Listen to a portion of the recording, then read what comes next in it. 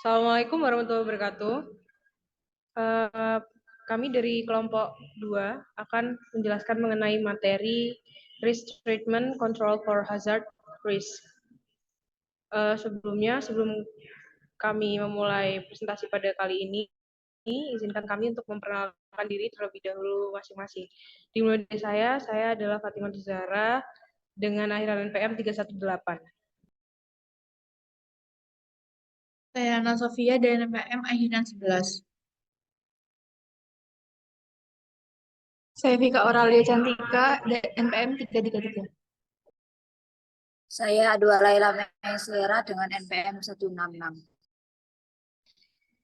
Baik, untuk materi pertama akan dijelaskan oleh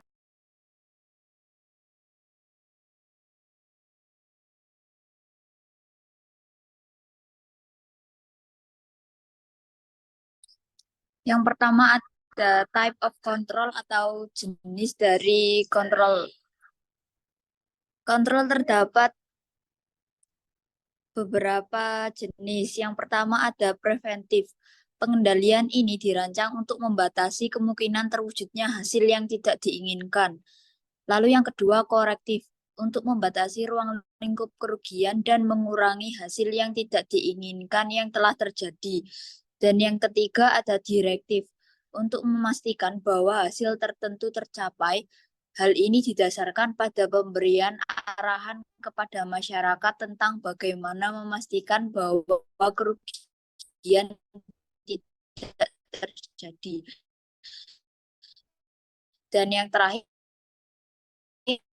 ada detektif untuk mengidentifikasi kejadian ketika hasil yang tidak diinginkan telah terjadi sehingga kita hanya dapat menerima bahwa kerugian atau kerusakan telah terjadi.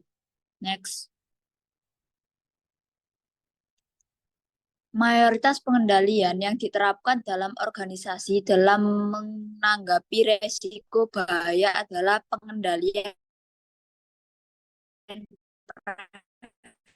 preventif. Pengendalian korektif memberikan metode utama dalam menangani resiko sehingga resiko tersebut kecil kemungkinannya untuk terjadi. Untuk materi selanjutnya yaitu hazard risk zone. Seiring dengan meningkatnya kemudian kemungkinan risiko dan pengendalian potensi detektif dampak, untuk maka mendeteksi diperlukan kapan penilaian kejadian yang apakah tidak risiko diinginkan tersebut tersebut telah berada di atas terjadi garis untuk toleransi memastikan bahwa bawah dan keadaan berada dalam batas toleransi organisasi. The caution zones and the concern zone bersama-sama menggambarkan variabilitas tingkat risiko yang dapat diterima dan dapat dianggap sebagai toleransi terhadap variabilitas atau volatilitas yang dapat diterima pada tingkat risiko tertentu. Next.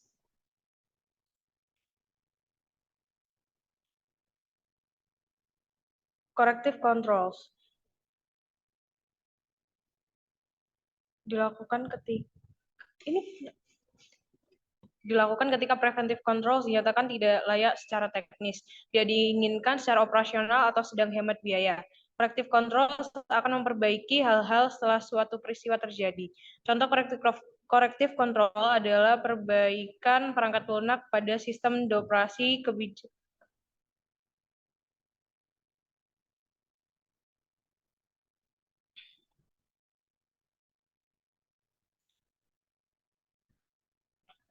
kebijakan karyawan baru atau mengambil tindakan disipliner. Keuntungan dari corrective control adalah sederhana, hemat biaya, dan tidak memerlukan penghapusan atau penggantian praktik dan prosedur yang ada. Kerugian dari corrective control adalah bahwa manfaat marginal yang dicapai mungkin sulit diukur. Next. Materi selanjutnya adalah directive control. Umumnya directive control akan menjadi respon pertama terhadap kejadian tak terduga. Directive control kemungkinan besar ditetapkan untuk sebagian besar risiko, terlepas apakah ada jenis pengendalian lain yang juga diterapkan. Contoh pengendalian direktif adalah persyaratan untuk memakai alat perlindungan diri saat melakukan aktivitas yang berpotensi membahayakan. Keuntungan dari directive control adalah persyaratan pengendalian risiko dapat dijelaskan selama sesi pelatihan yang diberikan kepada staf. Next.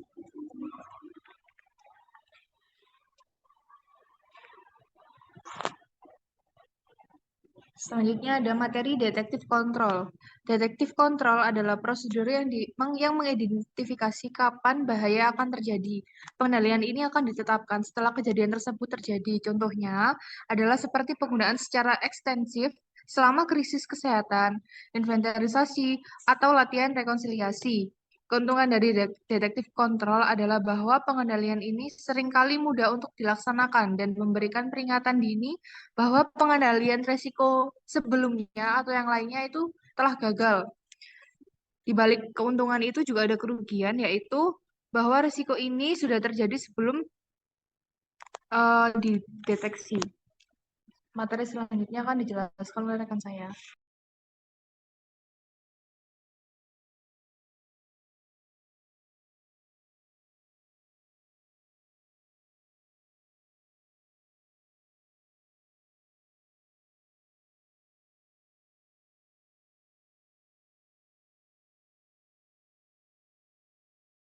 Baik, untuk yang selanjutnya, berikut ini adalah gambar dari diagram ilustrasi efek kontrol.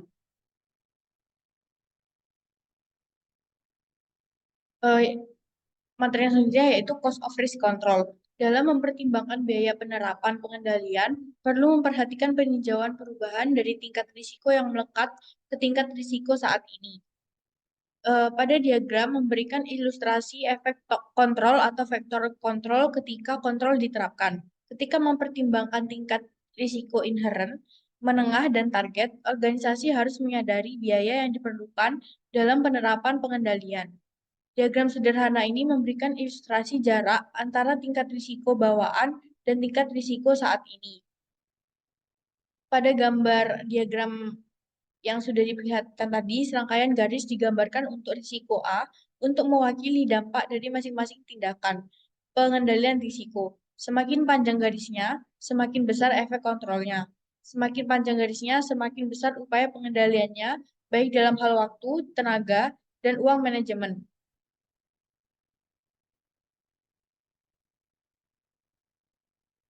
Yang selanjutnya adalah ilustrasi dari diagram pengendalian hemat biaya. Pengurangan potensi kerugian secara signifikan dapat dicapai dengan penerapan pengendalian berbiaya rendah. Bagian tengah diagram pengendalian hemat biaya mengilustrasikan bahwa pengeluaran lebih banyak untuk pengendalian akan menghasilkan pengurangan biaya bersih risiko hingga titik tertentu. Pada segmen ini diperlukan pertimbangan apakah akan mengeluarkan jumlah tambahan untuk pengendalian. Pada tabel ini, saat memilih penerapan pengendalian, penting untuk memastikan bahwa pengendalian yang hemat biaya dipilih. Dapat dilihat juga bahwa pada bagian tengah diagram mengilustrasikan bahwa pengeluaran lebih banyak untuk pengendalian akan menghasilkan pengurangan biaya bersih risiko hingga titik tertentu. Pada segmen ini diperlukan pertimbangan apakah pada sisi bagian diagram belanja lebih banyak untuk pengendalian hanya menghasilkan sedikit pengurangan potensi kerugian. Di segmen ini pengendalian lebih lanjut tidak efektif dari segi biaya. Sekian presentasi dari kelompok kami, kurang lebihnya mohon maaf.